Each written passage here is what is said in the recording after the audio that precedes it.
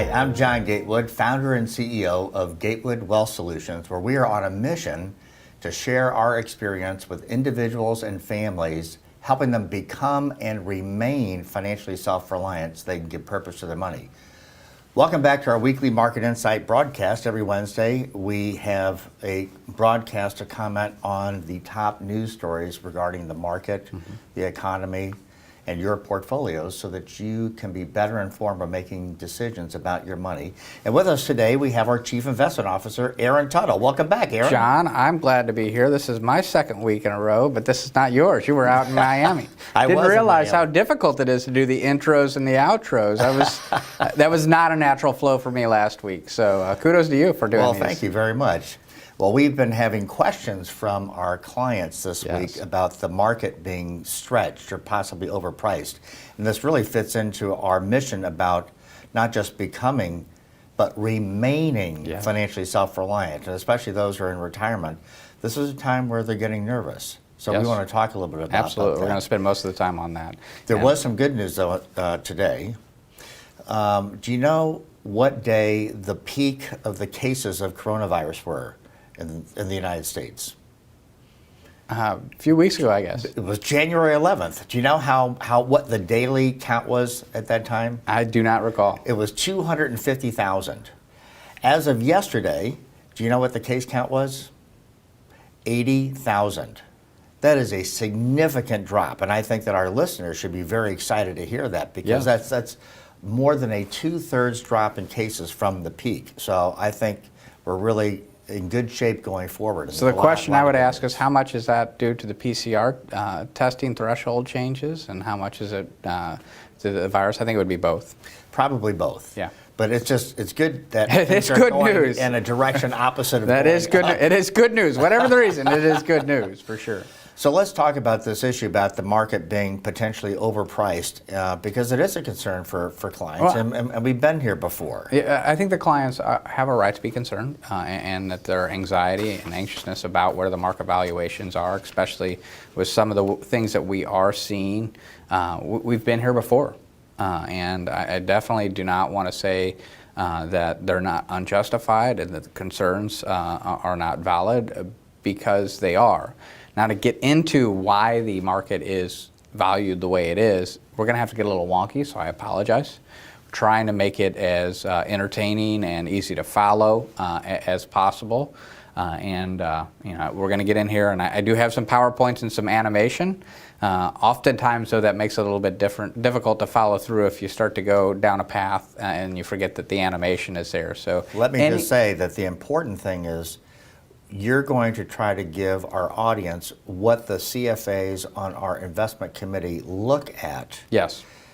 We're going to try to explain it in layperson's terms, but there are equations that you're going to explain.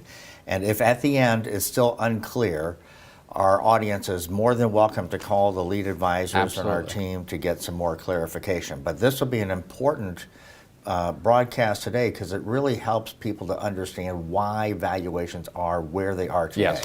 Yes, and we're just giving a warning. We're going to get into the weeds today on this. But you reminded me, I want to do a shout out for Chris Ahrens on the investment committee and our newest CFA here at Gatewood Wealth Solutions. And what's even more amazing is that he passed all 3 exams in a row, which makes all 4 CFAs on our team those of that small 4% club that actually pass all 3 exams in a row. Very difficult. Well, Brian has a little asterisk on his. Okay, there is a little adjustment that we'll account for. Yes. But for the most part, we really have a brilliant team, and we're very, very thankful and blessed to have such great people. Well, the CFA is very difficult, and this year especially, with the changing of dates. If you didn't pass all 3 in a row, it's not a big deal, especially if this one was the one that you didn't pass. And it also reminds me of the joke, do you know what you call a doctor that graduated the last in his class? Doctor. So you get the material, right? You may actually end up with more knowledge coming out of the CFA if you have to do a test or 2 over again. So Well, let's talk about valuation. Let's talk about valuation. So if we're looking at PE ratios, which we're going to get into today, we can see that the PE ratios are well above average. If we look at a 5-year average, we look at just the overall average, PEs are certainly stretched. The valuation of the market is rich. So that's looking at the earnings and when relative you look at to the price. How many multiples or how many Right. years of earnings does that represent in that price? Right, absolutely. Whenever we look at this on just historical averages, we know that the market's overvalued. But we also know that interest rates are very low, right? And we know that So bonds there's some are very relationship between interest rates and the multiples. The question we're going to seek to answer is it justified? Is the price a justified price? That's a great way to look at it. For all these other factors that are out there. So we're going to get into that. But to do that, the first thing we need to do is learn how to value a perpetuity. Now, What's a perpetuity? I knew that question was coming. I've been doing this with you for a while. A perpetuity is just an income payment that would last, in theory, forever. So an annuity, at least from your perspective, if you purchase one, you would have a perpetuity. Now that wouldn't last a person's lifetime, or if it did, only to the beneficiary. This is a way of thinking it via theory, but there actually are perpetuities historically that are out there. The United Kingdom had issued perpetuities for bonds that you could purchase, and they would pay you a certain amount forever. So in other words, you're buying a bond, Right. and that interest is paid to you for your life. Right. They're trying to get out of those, if you can imagine, in this low interest rate environment. But this is not just something that's a theory. They do exist. So the perpetuity, I think, really helps us to understand how to discount an income stream forever. And this one's actually pretty straightforward. If we were to look at the formula, coupon over the discount factor would equal the bond price. So coupon is the interest rate that's being paid. Yes. Used to be that you would be able to clip your coupon out of the coupon book, go to the bank and issue that and get your cash.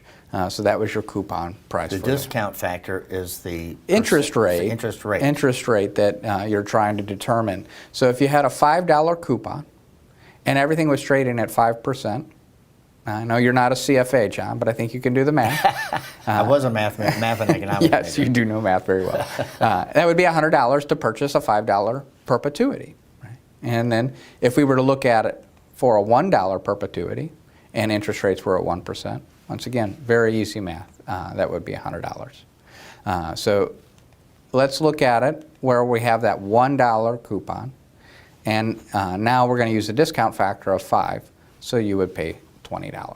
Right? And this is something that our clients are familiar with, that if the interest rate moves up, bond prices must go down. So if you were buying this $1 coupon at 1%, and all of a sudden the interest rate moves, or the discount factor moves to 5, you would have to drop the value of that bond that you would pay, so you would sell it for $20. Now think of that drop in price. We went 1% to 5%, and a $100 income stream now is worth $20. Now, that's a huge drop in value. That's a huge drop in value, and this is what we're talking about whenever we say bonds have interest rate risk. Now, this is a perpetuity. If it was an actual or typical or more conventional bond that you purchased, at some point you're going to get your money back. So it's not going to have that much of a drastic effect. Now, I actually started to run some of the numbers this morning just to see, as an example. If this was a 30-year bond paying 1% when you bought it, what do you think the drop in price would be from $100 to what do you think it would be to buy that 30-year bond? If the interest rates went up to 5%? Yes. And we had 30 years to go? Yes. 50%. Close. It's $38 is what. So you would have it would have a little bit more than a 60% loss. Holy cow. On a 30-year bond paying 1%. Now, bonds, at least for the U.S. government, are not paying 1%, but it's not that much different at 2%. So what do you think the drop would be for a 2% bond that you just purchased, 30 years, and all of a sudden interest rates go up to 5%? 50%? Really close, yes. So it would be around a 50% drop. Now think about that. That's a real life situation. It is. Somebody that just bought a 30-year treasury paying 2%, if interest rates on the 30-year went to 5, you would have an equity-like loss in that position, 40 to 50% of your par value to sell that bond back out. Let's focus on that, because that is exactly what we've been trying to communicate to clients this past year, is why we see bonds as risky right now. And why we try, so that perpetuity is forever. If we did the same example, that it wouldn't be $20 on a 100-year bond, it would be $20.61. So it's only a 61-cent gain. And there are talks of issuing 100-year bonds. So this is what we're talking about. Now, if you stay short, the less years that you have, the less of an effect that price is on the discount if interest rates go up. Right. So if I knew that there was only 1 year left and I was going to get the full bond price back, right, the movement of the interest rates is not going to have that big of an impact on the price of my bond today. And we continue to make changes to our fixed income strategy, and we continue to be shorter and shorter on that duration. We made some changes actually this week to bring it closer and closer. Now the thing that you lose is if you do have interest rates drop, the bond doesn't appreciate as much. But the item here is just to understand how to discount a perpetuity. I think we do that in our brains quite easily. We're pretty familiar with it. If you wanted to buy a 5% income stream, interest rates were 5%, $100 would get you $5, right? How do you then translate this to the pricing of equities? Right, it's actually very, very similar. If we were going to look at preferred stock, instead of calling that income a coupon, we would call it a dividend.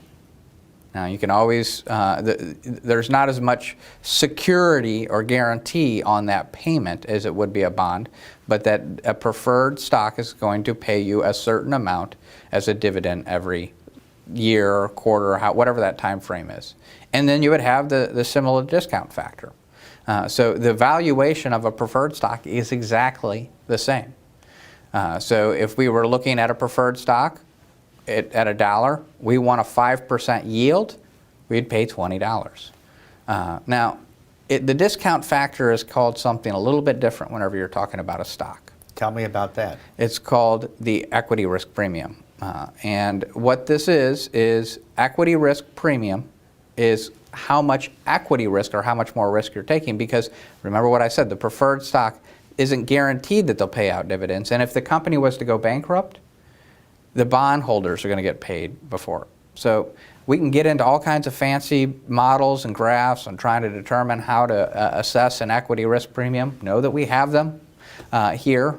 But really, I think there's just a general thing that all our clients will know, and it's general logic that they would use, is that equity risk premium is going to be a higher factor than the corporate bond interest rate. So let's imagine Company A has a preferred stock option and a corporate bond option. One of the preferred stock pays $1 dividend, and the corporate bond pays $1 coupon. You would be willing maybe to take a 5% yield for the preferred stock, so you would pay $20 for that same dollar of earning. Where since there's more safety with the corporate bond, maybe it only takes 4. And the idea is not that we figure out exactly what the equity risk premium is, that there's just some type of rate that compels people to take on that extra risk because they think it pays them to take on that equity risk. And that's the equity risk premium.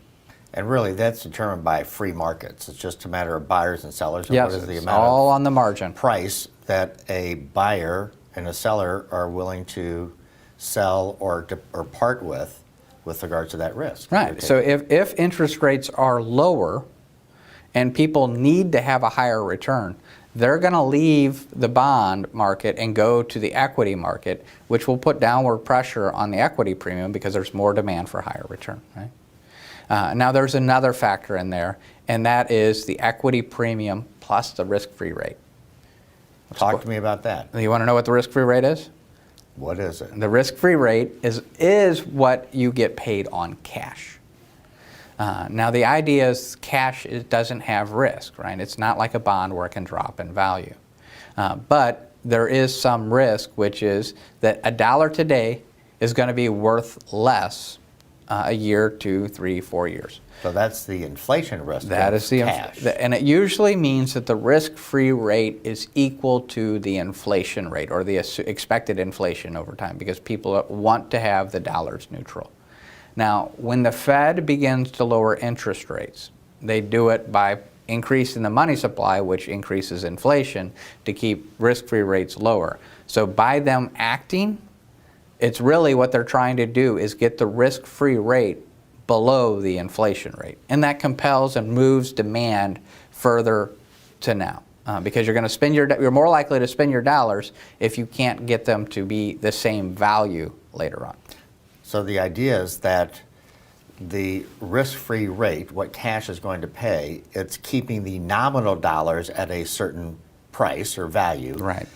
But it doesn't mean that the real value is being continued. In fact, you're losing real value by having a risk-free asset. So if you're going to discount a stock and you want 6% growth on future earnings and you want to account for the inflation, let's say it's 3% inflation, you would use a discount factor of 9%. So that your dollars are worth as much and you get the growth that is needed to compel you to take on that equity risk. So now I think a lot of clients would realize that preferred stocks are not common, or common stocks. Right, because not all earnings are paid out from every stock. No, they're not. So some stocks do not have a dividend, but most of the time when you buy a dividend, you expect that dividend to grow. Yes. So what you would do is you would increase you would expect your dividend to increase, where the dollar on the corporate bond would not increase. It's just going to be steady. It's going to be that fixed amount until the end of the bond term. So the one thing that you want to do is you want to increase that dividend that you're going to expect in the numerator, which would make the stock price go up, right? But you don't want just one time. You want that growth of the dividend to happen over the long time. So now you actually have to move and subtract. So if you had the 6% equity risk premium and you had 3% inflation, so you had a discount factor of 9, well, you want to subtract the growth rate that you expect on that dividend to get an appropriate valuation. So let's, instead of trying to get our minds around that, let's just look at a quick graph on how this works. So the dividend, if it's growing, will cause the stock price to go higher. And that preferred stock was cheaper than the corporate bond. Typically, you pay more for stock than you do bonds, right? That's the exact opposite of a bond. So yes. if the payment goes up on a bond or on a different bond, Now, right? If the bond is always going to pay the same, but if the same bond elsewhere goes up, the price is going down. But here, you don't have that risk. Well, you do have the risk. It's just different. It's a little bit different. So this is that the coupon would go up. So it could be a TIPS, where you have a treasury, so they have a certain amount that they would pay in a coupon plus whatever the inflation goes. Yeah, a TIPS is a treasury inflated protected protection security. So it's a bond that has the interest go up each year based upon whatever the consumer price index is determined by the federal government. So with here, the coupon, or now the dividend, is going to grow, so that's going to make the stock price worth more just because it's going to grow. But it's going to grow over the long term, which means that you're going to reduce your discount factor. So this is like you had interest rates high on a bond, but now they drop. Well, that causes your bond price to go up, right? Because it's in the denominator. And it goes up at a much greater factor. There's a lot of leverage here. So the higher the company is going to grow, the more the stock is going to be worth. Does that make sense? Makes sense. So I'm going to simplify this. And once again, there's no test here. So don't feel like you need to be writing these down. It's just to go through concepts. Is that we have a stock price is equal to the dividend plus the growth rate over the discount factor minus the company's growth, or simplified, next year's dividend over the difference between the discount factor and the growth rate. So let's move on. Let's talk about G, or that growth rate.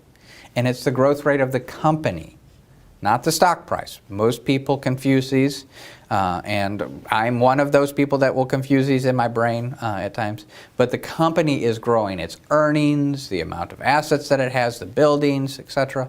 And it's the growth rate of those future earnings and the value of the company and the underlying holdings, not the stock price that G is measuring. Now, it eventually shows up in the stock price. Yes. But let's say we're not looking at an individual stock. Let's say we're looking at a broader index, which I think this is what people are paying attention to. Is the S&P 500 overvalued? Yes, that's the big question we're getting. And obviously some companies grow at a faster rate than others, and you get a blend and an average. Well, guess what that average should be? Because there are 500 of our largest companies, that growth rate should look and resemble the growth rate of GDP for the nation, because you're measuring the gross domestic product. What is the growth rate of your gross domestic product? That's going to be your G for a broad-based index. If you did the Wilshire 500, it should be the GDP. The S&P 500 is only the large companies, so maybe smaller companies are growing a little bit faster, right? So now we can use a lot of magic with math here, because we've been talking about the dividend rate, and most people are going to value it by earnings. Well, how do you pay a dividend? You pay a dividend out of earnings. So you could have a retention rate, subtract that from earnings, and it ends up getting you the dividend rate. So now you can start to say, okay, well now I have the earnings by looking at the retention rate. So the retention rate would be 1 minus, or actually the payout ratio at that point would be the 1 minus the retention rate. So now you have your dividend. Now you have you can now justify the price to earnings that something is trading for.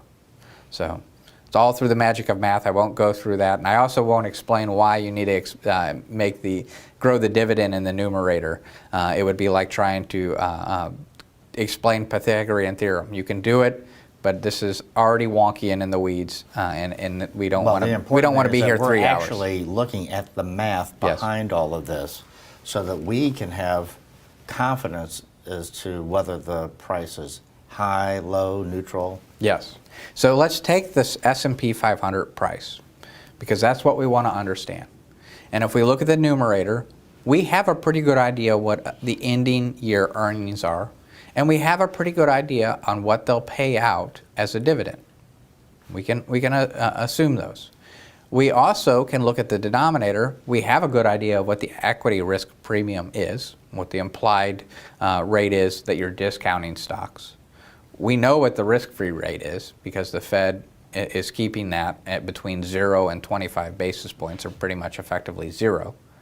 And we have an idea of what nominal GDP would be, meaning that there's an inflation factor plus the growth of GDP. So GDP may be up whenever you measure it 6%, but if you had inflation, the real GDP would be 3%. Well, that growth rate is still part of the numbers in the math, so you keep that in there, and you're looking at what the actual nominal rate is. So in that example, it'd be 6%. So let's do some math here. Let's do the math. $177. We could say that's what our forward earnings is going to be, and let's say we're going to keep we're going to pay out 89% of that. So now we can get our dividend. And let's assume a 6% capital market appreciation as a discount factor. That's a reasonable amount. And the higher that number is, the more conservative that is. So I'll get into that math. Yes. And then let's say we grow GDP by 2%. Well, if we just took these numbers, we're right at fair value. Now, all of these are assumptions. Yes. And they're garbage in, garbage out. So let's check our assumptions. Well, if we look at the earnings, we're still well below where we were going into the crisis. We were at 195 to 216 for earnings projections. And then we had the crash and the big drop. Now on the low side, 173 by the end of the year. On the high side, almost $200 for earnings. So that 177, and I used 177 just to get to fair market price, yes. To kind of back into that number. That's on the low side. That's on the conservative side of the equation. So we're not assuming 200. We're getting close to that bottom number. By the way, I think it's almost 3/4 of the companies have now reported earnings, 86% of them have beaten their expectation earnings, so above the 173 in aggregate. So things are looking good. It's actually, when we look at how many companies have beaten expectations, it's the highest since FactSet started measuring this back in 2008. I guess that would mean that based upon the numbers, the market is fairly valued. So far, at least on the earnings numbers, we think we have a conservative number here. So we've figured out the ending year earnings. We say 173. We can even use that number. Let's just, that low end number, that's conservative. Now, that's conservative based on expectations. You never know what's going to happen, right? So maybe that's, looking back hindsight, it was really robust. It was 165 at the end of 2019, to give you an example. So the next thing we want to look out at is the equity risk premium plus the risk-free rate. And remember, the higher the number is, the lower the stock price should be. So if you're at 6% and we want to bring that number down, that 3,938 should actually go up. So if we look back on the last 20 years, the implied, and this is where we get into the fancy models, would be 4.7% for an equity return. Now we know that the Fed is basically paying zero, so that 6 would become 4.7. And if we just look at the historical average, where we say, well, what ended up being the premium that you got? On average, it was 4.62. So that's much lower. So once again, that actually would help move the S&P 500 up if we were to use that rate.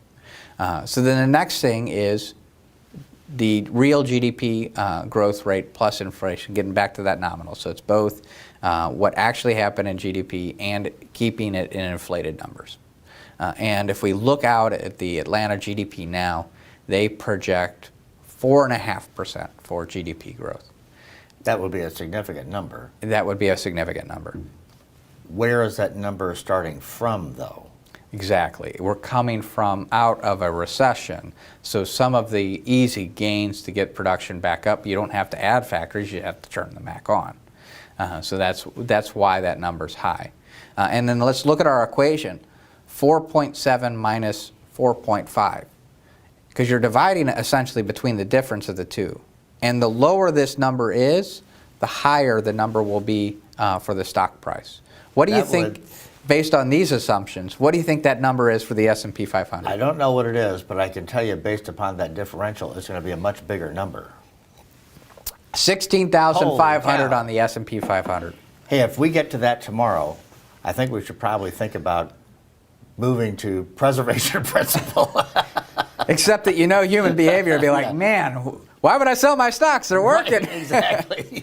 But the point is just to show you also how much of a change in price will happen from just small changes in these variables, right? Going from 6 and 2 to 4, 7, and 4.5 doesn't seem to be a big difference, but it is. Now that 4.5 is probably somewhere between 2 and 3% in reality. That certainly shows that the assumptions matter. They do matter, and they matter a lot, and we try to deal with those assumptions.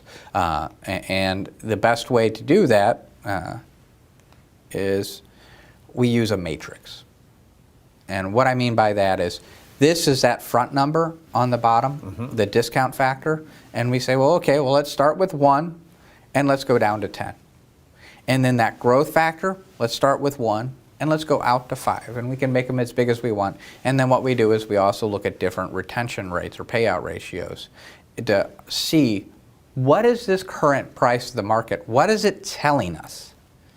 And what would it need to be to actually justify a price like that?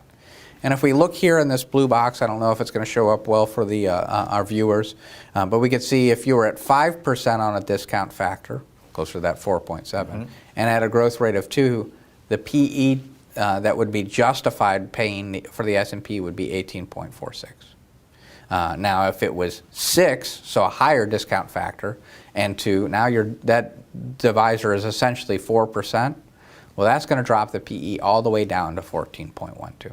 That would be below average based on that growth rate. However, if we just stayed with 5, remember we have an implied 4.7, and we moved to a growth rate of 3, all the way out to 26.67% earnings growth. So that would be above historical averages. It would be above where we probably are right now. We don't know what the future earnings are, but once again, we think we're pretty conservative on our estimation. And then because it's just a difference between the two, the difference between 5 and 2 is 3, and the difference between 6 and 3 is 3, so you would get the same PE multiple. So one thing that we talked about was that the inflation rate is actually higher than the risk-free rate. And if we look at where the inflation rate is in the equation, we can see it's over here on that earnings growth. So if it's growing at a higher rate than the risk-free rate, so right now we're at, depending on how you want to argue, 1.8% on CPI all the way up to 3.6%. Either 1.8 or 3.6 is a much bigger number than 0 to 0.25. What would that tell us then? That tells us that the equation is going to, all things being equal, is going to keep the denominator small, which means the multiple is going to be higher. So when we look at this, I just lost my screen. We think the inflation rate is going to go up. So what we think is going to happen when we're looking at this matrix is not that it's going to come down here on the left where we get a 10% growth factor, 1%, or a discount factor, 1% growth, where we get to a multiple of 6.49. We don't think it's this side of the equation that's going to change much. We think it's this side. So we think we're going to move to the right. And once again, 1846, 1846, if you're just moving down and to the right, your divisor ends up being the same. So there's not a big change. Explain to our audience then why we think it's not going to be changing as much on the left as it is on the right. Because bonds are very low and it pushes people to take more risk, the demand for that will keep the equity risk premium low. In addition, you're adding on the risk-free factor, which the Fed is artificially keeping down to try to get the inflation to show up on the other side of this part of the formula. So it's more likely to become a smaller divisor than it is a larger divisor. If I hear you correctly, then, by keeping the interest rates low, the Fed is essentially incentivizing people to put money into equities. Yes, very much so. And why would they do that? And that inflation is more likely to go higher than what you could get paid for on the risk-free factor.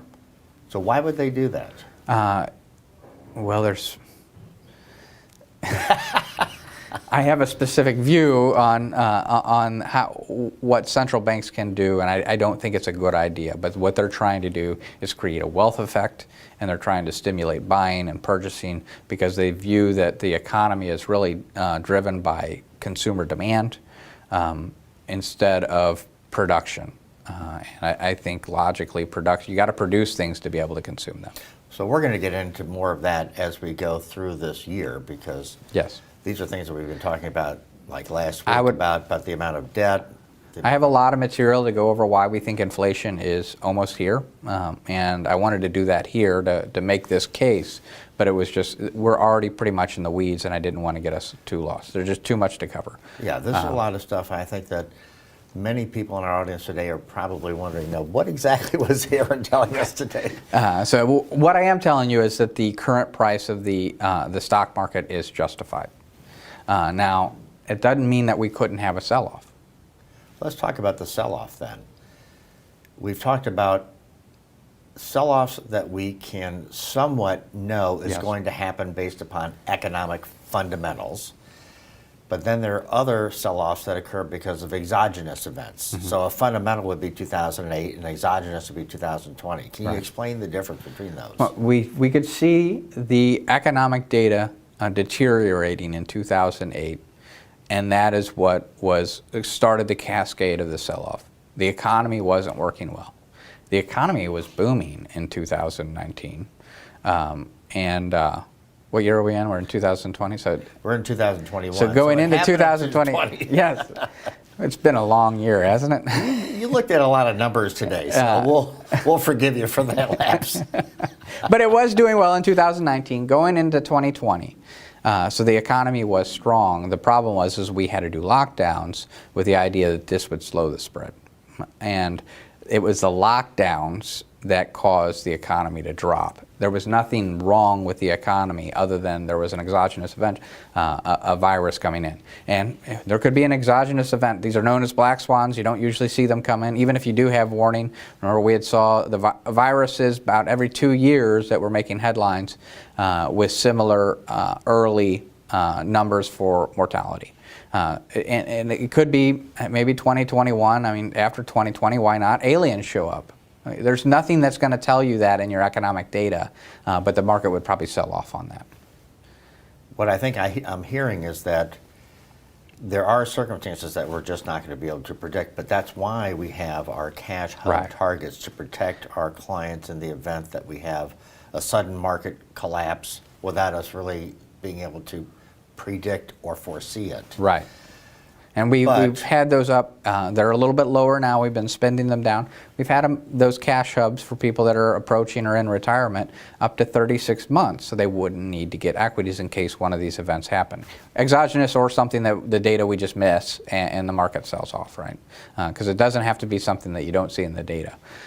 It's all looking at the issue of the debt and what we're going to be talking about I would later. call that a white swan, right? It's very obvious. We know that's going to happen at some point. How and when, we don't know, but we certainly have the ability to monitor and begin to position assets so that we can remain financially self-reliant. And that's the key. And this is the reason that we cannot go to cash beyond what we're setting for planning purposes, is because our mission is to help our clients become and remain financially self-reliant. And that means they have to at least keep up with the purchasing power that they currently have. If they're saving money and they're putting into something that's not going to grow in purchasing power, then they can't become financially self-reliant. They'd actually be going backwards. And if they already are self-reliant, they're going to lose. So cash is out, because our risk-free rate, what you get paid for cash, is less than inflation. Now, you can make the same case with bonds that you're losing some purchasing power, but they do have a little bit higher interest and they do serve a purpose. But let's look at what we're paying. So what's the price to earnings? Remember, this all started out with bonds are essentially valued in a very similar way than stocks. You just have to add some growth factors in there to value them. And if we can get a price to earnings for a stock, we should be able to determine the price for payment that we get for bonds, right? Yes. And in that example, if you have 1% interest rates, which is where the 10-year has been, it's a little bit over that now, every dollar that you could buy would cost you $100. You would have, in that example, a PE of 100 to 1. Every dollar that you want to buy costs you $100. With what we gave, and I'm doing a little bit more expected, we have a pretty complex model to help us understand the S&P 500 that changes growth rates and other things. But if we were to look at that, we're thinking that $22.01 is probably what you're paying for price to earnings. For every dollar, it costs you $22 to buy in the S&P 500. I think I'd rather pay $22 for $1 than $100 for $1. You're definitely able to buy each future dollar of earning at a cheaper price with equities than bonds. Now, equities are still more volatile. There's no reason that this couldn't go down to 16 per dollar, and then we see a substantial sell-off. But we could see a sell-off in bonds, right? Back to that 30-year, if you're buying a 2% corporate bond or a treasury bond and interest rates go to 5, that's not an unreasonable number for a 30-year treasury. Then you're going to see a 40% loss there. So when we look at it, is yes, we are in the frying pan with equities. They are rich. They're not exorbitantly. We can justify it. We can say that it's fair to overvalued, and we would like to pull back. But to go out of the frying pan, to go in the fire, is not a good strategy. What you're saying reminds me of one of the things that we describe to clients about our investment philosophy. When we're investing money to meet future cash flow needs. So think of it like a pension, right? A pension is making payments over a period of years, usually the life of an individual. So those dollars that they have, they're only taking out at different periods of time. So the goal is to make sure that the dollars are the same dollars as today in terms of purchasing power, not fewer, Yes. not less. Another thing that may or may not give people some confidence in buying equities, because those dollars, we don't need dollars. We trade those dollars for things that we need. With a bond, you are just going to get dollars back. When you own an equity, you actually own the production capability of a company. So your future liabilities, the reason that you need dollars is because later on in life, you're going to have to buy another tube of toothpaste.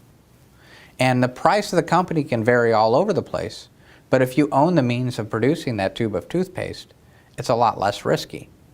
Now the price, once again, of the company can vary all you want, but if you have all of your needs, you own companies that produce them, then your standard of living is going to stay similar. So that's one of the reasons that you want equity, because you end up owning the economy, and your standard of living is based on what the economy can provide for you. Makes sense. So that is another component of owning equities, where you essentially own that means of production. Very good. So just a quick reminder, you should be getting your 1099s. We won't go into detail because I think there's a lot of questions that you probably have that we can discuss now that we've gone over how to value the market. Well, one of the things that we've been talking about is handling client concerns, and today is very important because I think that people tend to fear what they don't understand. Yes. So the purpose of today's conversation is really to help them understand why we see valuations the way that we do. Oh, I would say why the market is valued where it is. It's not just us that determines these. It's a very large group of people trading and buying and selling that push these prices. One of the key reasons why valuations are pushed up is because of monetary and fiscal policy. Absolutely. As quickly as money can be put into the system through monetary and fiscal policy, we can also see it slip out. Yes. What would be the things that we would be looking at where we would say, now is the time to de-risk the portfolio? Yes. So using all of these, 2008, the reason we had 2008 is because there was too much debt. Well, if we had too much debt in 2008, we certainly have too much debt. So this does not end well, but it doesn't end tomorrow. And what we would be looking for, and this we saw it in 2008, is the slowing of the money supply growth. So all of these items that are put into the economic models, where it made sense whenever interest rates were at 2 or 3%, no longer makes sense at 4 or 5, 6%. They know and they need to be liquidated. Things need to cost. When you have a credit crisis, because there's a lot of these people that need the cash, but the Fed has slowed down, there's not enough cash to go around, and then you have a seizing or a credit crisis. So seeing the money supply growth drop would be a big factor that we would be looking at.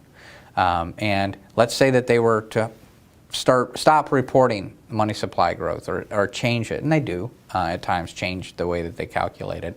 We update our models, so we do pay attention for that.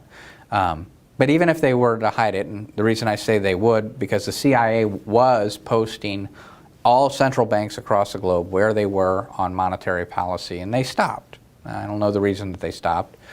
We found it very informative, but we are more U.S. focused, and the Fed is posting it here, and all those banks are posting it as well. The CIA just aggregated it. But let's say we were no longer able to determine what the money supply. You can look at symptoms, and one of the things that we've talked about many times is an inverted yield curve. When that short-term demand, or maybe cash, is paying an interest rate at a higher rate than what you could get long-term, that's a big signal that there's a credit crisis happening and that the money supply is shrinking, because people are just in such high demand to get cash now that the interest rate is moving up at a faster rate than what is happening on the long end of the curve. And if you think about the banking institution, the banks lend long and they will pay short, right? So they're going to pay short-term rates on your deposits, your demand deposits, and they're going to loan those out as mortgages. And then they can do fractional reserves, and then they can leverage it. Well, if you're losing money because what you lend out is not paying as much as you need to pay your demand deposits, and then you lever that, if you're losing money on every deal, you can't make it up through volume, right? You're not going to loan money in that case. Right, you're not going to loan money. So then that's what's causing a 2008, or one of the main components of 2008. Remember a couple of years ago we had an inverted yield curve, but we didn't have the correction that we thought might come, or that could come. It wasn't that we didn't think it was going to come, but it was a signal that we were monitoring very closely.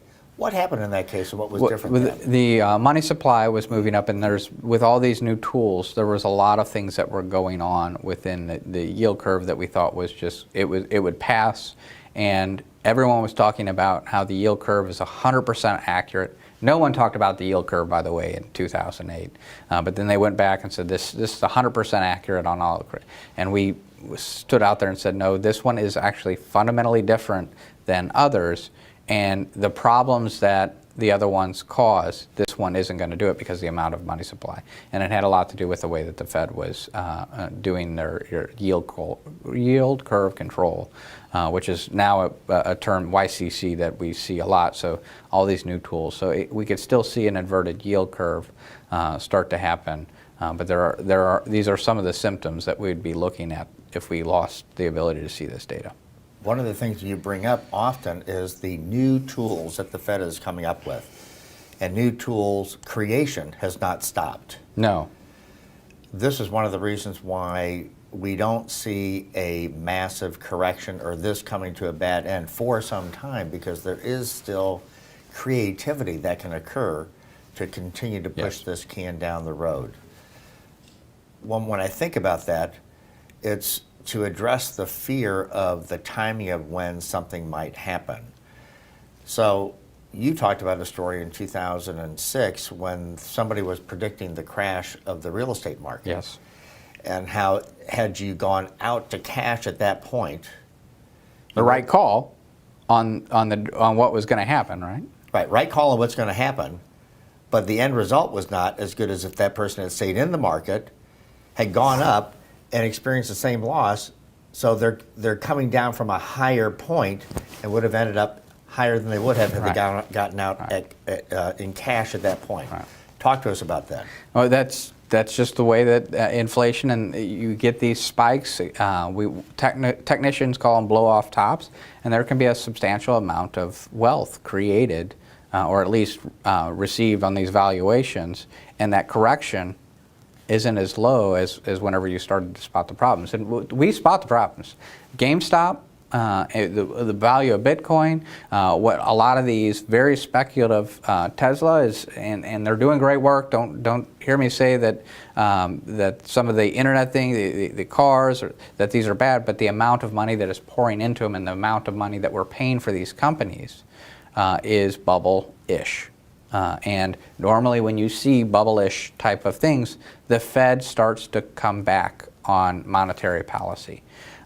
Here in St. Louis, we have Bullard, and we were reading his comments. The Fed does not think they're responsible for the current asset bubble. They don't think that there is an asset bubble. Whether that they're being genuine or not, and believe that, I don't know, but we totally disagree. This is an asset bubble. But because they're not going to do anything about it, the silliness is going to remain. We've talked about modern monetary theory, now practice. Don't you believe that the Fed is really utilizing that as the backstop to their economic policy today? When governments get in trouble, they always figure out a way to try, because they have the means and control over the currency. So there's nothing modern, there's nothing theoretical about it. It's just basically money printing. And what eventually does happen is inflation shows up. That's what happened in 2008. Remember going through the Iraq War, and at the time we were at $3 and $4 a gallon gas, kind of normal now, but wasn't then. And we had an economy built to deal with gas at $1 to $2.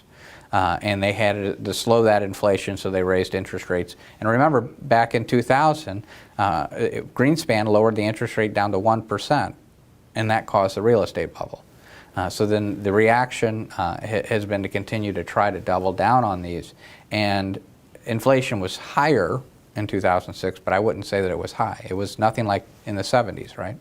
A lot of people use 10% as hyperinflation. Hyperinflation isn't a thing until we're at 100%. So what that is called is mass inflation, when you get that 9 or 10. And I think the chances of seeing that over the next decade are real. The mass inflation. Mass inflation, 9 to 10%, and letting that, because that's what the government wants. They want to deflate the value of the bonds repaying, because they can pay it back with cheaper money. So that is the goal. Now, a fascinating concept behind that, though, is that this is a global phenomenon. Yes.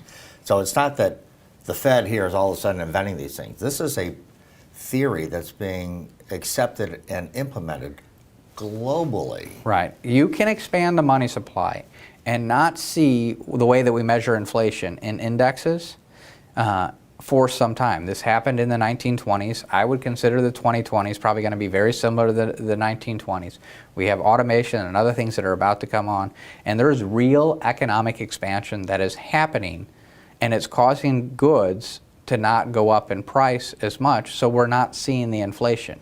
And we're not going to stop printing money until we have pain from doing something, and that's going to take inflation probably in that 8 to 10% consistently over time, where people are really starting to say, this is hurting, food is getting really expensive, and there's things that I cannot meet my needs, and then there's a political pushback for doing what they're doing. And then that's when the Fed would raise interest rates, and that's when we think that there will be a massive correction. Well, we'll be on top of that. Yes. We'll be reporting and giving our clients advice on what to do as things roll out. But as long as we have adequate cash reserves to essentially insulate portfolios from being liquidated at the wrong time, that is a very good risk management strategy. Well, it's been very enlightening, Aaron. We'll have more to cover soon. Well, it looks like we're out of time. Thanks again for this very informative presentation today. I mean, the important thing is we want to make sure that our audience does have good knowledge, because we fear what we don't understand. Yes. Now, it's a lot of technical jargon, but our lead advisors and service advisors are here to answer your questions. So as always, we're trying to sift through the noise so that our clients can be better informed of making decisions about their money. Yeah. Now, if somebody has not subscribed to our YouTube channel, how can they do that? Well, there is a subscribe button right below you. If they're watching this on YouTube, please click that. Not only would you get updates like this, but we will do a daily 3x3 kind of recapping the 3 relevant market topics in 3 minutes or less, because we know everyone's time is important. And it just gives a recap. And a lot of the things that we've talked about today were touched on or covered in the daily 3x3 over the last week. We do it Monday, Tuesday, Thursday, because Wednesday we're airing right whenever we would do this. And we are thinking about doing Friday and basically any market open, but it does take time to get these programs up and running.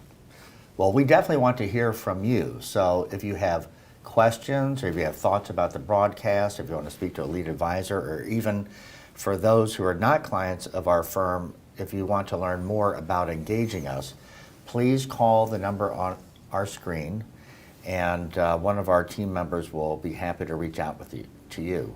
So thanks again for joining us today, and we look forward to having you back again next week.